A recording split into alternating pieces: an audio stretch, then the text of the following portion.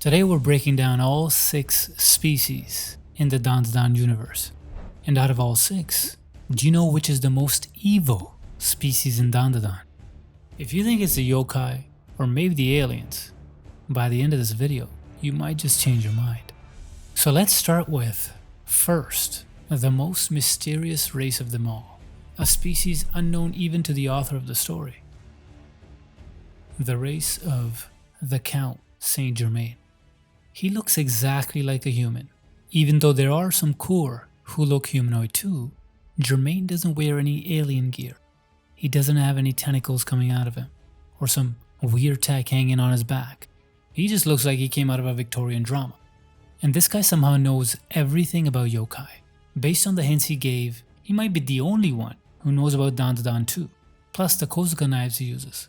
They're clearly not alien tech, which means he might actually be human. But then again, the way he talks, the way he dresses, and most importantly his name, Count St Germain, all scream immortal, old man vibes. In fact, there was a real historical figure in Europe with that name. A so-called adventurer, philosopher, alchemist, and maybe vampire. So if this guy is the same one, then he's been around literally for centuries. So what could he be? An ageless sorcerer? A human who found a cheat code? A yokai hybrid? What we do know is that he's absurdly powerful.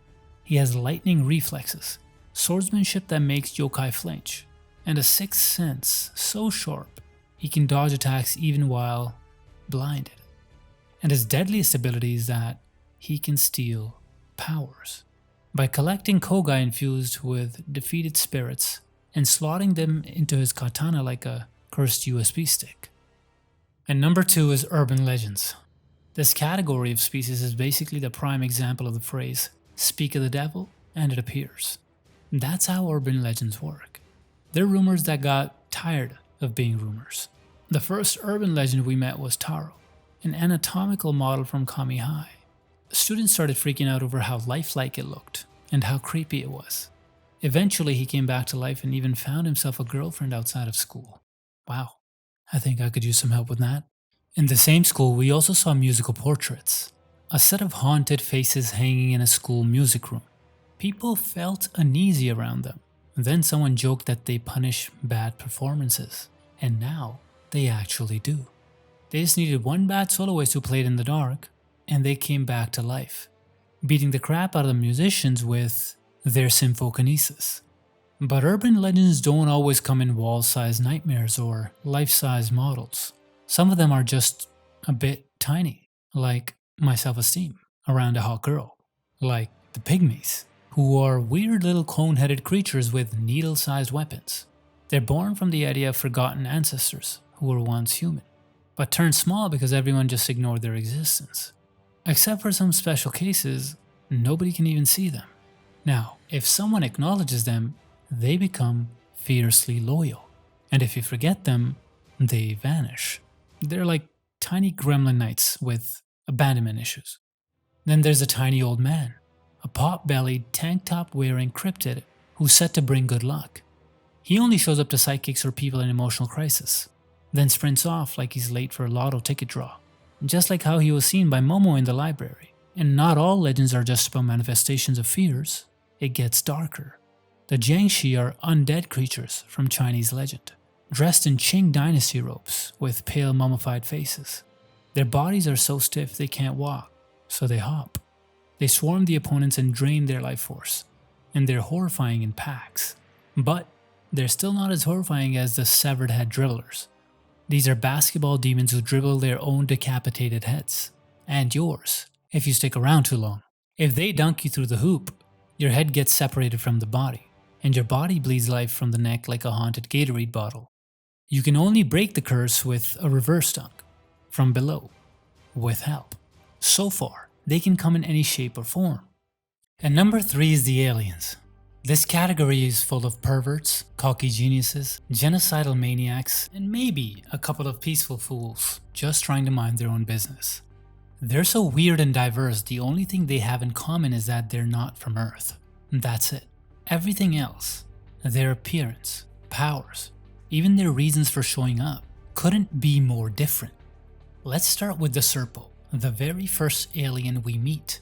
They're an all-male species that reproduces through cloning.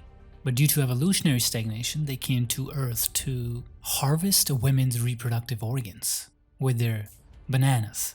Yeah, they tried it on Momo. Luckily, her spiritual powers kicked in and blasted them. But don't let the stupid motive fool you. Serpo are loaded with abilities. Psychic powers to lock down targets, fusion abilities to merge with other beings, and mind control which they use to puppeteer monsters like the Flatwoods creature, Nessie, and even the Typhoon human. Then you've got the Sumerians, a species from planet Sumer. They look almost human, aside from the antennae. Their last known survivor is Vamora, who escaped to Earth using a warp gate, just to prevent the Core from wiping out her bloodline. Speaking of Core, imagine if colonial Brits went galactic, with exosuits, military squads, and absolute zero mercy. That's the Core, and they make the Serpo look like space toddlers. After devouring Sumerians and making a Kaijo exosuit, which Vamora later hijacked, the Core followed her to Earth and decided this planet looked tasty too. Their advanced squad mopped the floor with the main cast. Even with a short-lived comeback, it took a last-minute save from Rico to prevent a full wipeout. I mean, these guys can't even breathe without exosuits, and they're still overpowered. But not every alien's looking at Earth like one big farm for food. Some of them just wanted to get food fresh off the farm on Earth. That's where the Mantisans come in, the race of Mr. Mantis Shrimp and his son. They are hulking crab-headed warriors from the Dover Demon planet, known for brute strength, armored bodies, and a passion for hand-to-hand combat. Despite his intimidating look and initial fight, Mr. Mantis Shrimp turned ally after the gang gave him a cow to help his son, because apparently, Mantisans have milk for blood. When the cow died back home, he returned with his son and now lives peacefully on Earth, working on a cow farm. Occasionally he shows up to throw hands when the gang's in trouble, but that's about it. We don't see their race much. Of course, not every alien is on Earth to invade or settle. There are visitors too. Aliens who just drop by, like Ludris, a blocky robotic-looking alien who basically looks like a robot sketched by a 5-year-old. According to Mr. Mantis Shrimp, Ludris is famous even on war-torn planets and travels freely across galaxies. He's also the creator of Nanoskin, which Kinta used to build a giant mecha suit. If that's what Kinta could do with Ludris scraps, let's hope Ludris never turns evil. The MC gang barely stands a chance as it is.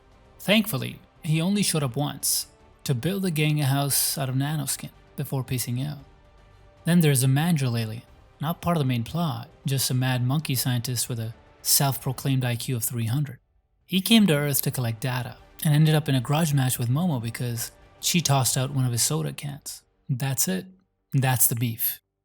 Next up at number 4 is Yokai. They're evil, they're terrifying, and they might be the only thing keeping Earth safe. Each one is fueled by some kind of unresolved pain. Rage, jealousy, humiliation, and that's exactly what makes them so dangerous. Most yokai are manifestations of strong emotional trauma or resentment. Their behavior is often tied directly to their backstories, and their hatred is never random. Like, Turbo Granny hates men, especially those who objectify or mock her appearance. Her sheer speed and ferociousness reflect the rage she carried into death. Jumping Crone hates people in general because she was abandoned by her own family. She now torments people on highways, racing their cars with her powerful legs until they crash. Evil Eye hates all of humanity. His form is monstrous, grotesque, and symbolic of internal corruption. Black Hair Cutter and Acrobatic Silky both despise people with beautiful hair, reflecting jealousy or past humiliation. Reiko Kashima hates attractive faces, mirroring her own tragic death related to beauty and societal expectations. Of course, not all of them are powered by hatred. Sometimes, other strong emotions come into play as well, like the Umbrella Boy who became a yokai because of his love for his brother, or the Onabusuman with her obsession with Rin. There are other unique cases too, like the Hokkaido yokai whose personality can swing from house pet to horror film based on backstory. And then there are mysterious ones, like the Fairy Tale card and Water Tiger yokai. We still don't know what emotional chaos gave them birth, but there is one thing in common with all of them.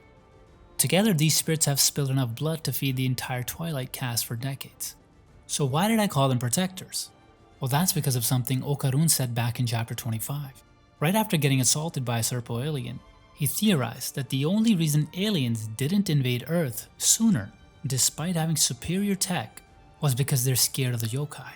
Turns out when Okarun absorbed Turbo Granny's powers, the aliens saw their chance to study yokai abilities. But not all creatures need tragic backstories. Some are just weird. Like what was the author smoking weird? Which brings us to the next category. And number 5 is the monsters. Some of them are straight out of conspiracy nuts fever dreams. Some are from Greek myths and ancient Chinese lore. These creatures are neither yokai nor aliens and definitely not human. Yet, they are strong enough to pick a fight with all these 3 species. In Dandadan's language, they are called UMAs, short for Unidentified Mysterious Animals. Unlike yokai, which are basically born out of negative emotions, there is no particular common origin behind the monsters. Everything about them is different. Take Loch Ness Monster or Nessie for example. It's a massive aquatic creature resembling a plesiosaur, measuring roughly 3.5 meters long with a long neck, ridged reptilian head, flippers, and gills running along its body. And as we saw in chapter 19, when it attacked Okarun and Aira, its abilities are mostly aquatic. It can summon floods and throw compressed water blasts. It's completely different from a Mongolian deathworm that lives underneath the ground, has venomous spore attacks, and can even manipulate someone with psychic waves. Then there are creatures like subterraneans, or the Keto family, who basically worship the deathworm. These creatures look partly humanoid, and they're linked to the legendary inner earth realm of Agatha. They're not animals like before, and can even wear disguises and speak like humans. The Flatwoods monster also looks slightly humanoid, but not on average, more like a sumo wrestler and enough intellect to act like a mercenary on its own. Then there's a Minotaur we saw in chapter 177, when it ambushed Seiko along with Jiangshi. It's a massive ox-headed humanoid with immense strength and durability. However, after defeating it, Seiko discovered that it's not a real monster, but a human transformed using a Kozuka knife. Still, that means there should be an actual Minotaur to exist in the world, and its powers can even be stolen. There are even some extreme special cases like Typhoon Human that I don't really know how to describe because it's basically a typhoon with an eye, nose and ear and a mouth, a natural disaster with literal human body parts, and that too completely arranged at random. In a way, each UMA could be a species on its own. Now let's talk about the major villains of the Dandadan series. Kinda. And number 6 is humans. Even though most of the regular humans can't see or interact with yokai, their actions either directly or indirectly created these yokai and started the whole mess. After all, if you think about it, almost every yokai in the series is born out of negative emotions related to human beings and their actions. 100% of humanity, without even knowing, created these dangerous spirits together. And the humans are also the reason for the alien attacks. Because of the large population of humanity and their reproduction rate, Serpo wanted to kidnap women and make some babies with them. As for Kur, they just wanted a new farm for their lunch menu. But the thing is, most of humanity doesn't even know they're attracting this much heat. More than 99% of humanity are regular humans, and they don't come in contact with aliens and yokai. Less than 1%. In fact, it's less than 0.1% of humanity that is aware.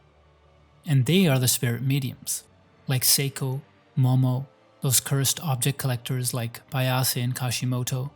There's another small fraction of humanity that got spirit powers because of circumstances like Okarun, Gigi, Aira, Rin, Koki. So these people who came into contact with the spirits and aliens are now standing between these creatures and humanity. So if these high schoolers had a little less trauma, Earth might have been screwed. Which makes me think, maybe the scariest species in Dandadan wasn't the aliens or the yokai, but the humans all along. And if that is true, who do you think is the strongest human in Dandadan?